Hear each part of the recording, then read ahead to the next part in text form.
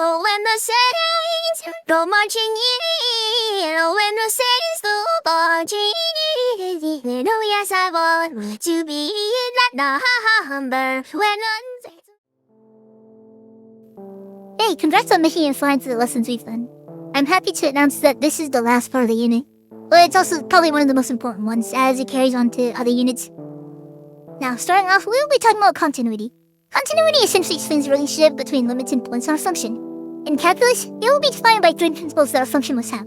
It must be defined in an x value, the limit must exist with both one-sided limits being equal to each other, and the limit being equal to the defined x value as before. Now, there's also discontinuities that exist in functions, in which they fail functions to be continuous. Whenever there's a hole, a removable discontinuity is present, but whenever you see that two one-sided limits don't exist, there is a non-removable or jump discontinuity within the function.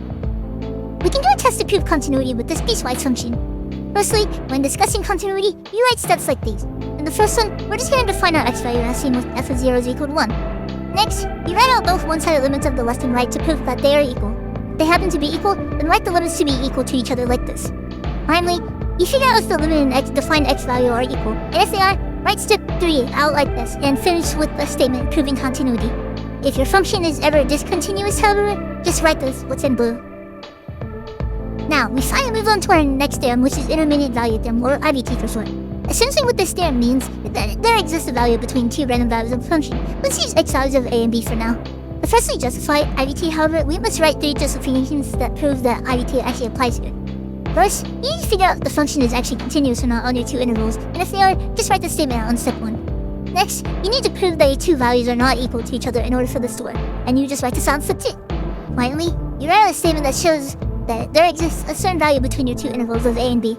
Once all is said and done, you finish off with the conclusion that proves that IVT applied. We're done here, and we're finally going to move on to derivatives.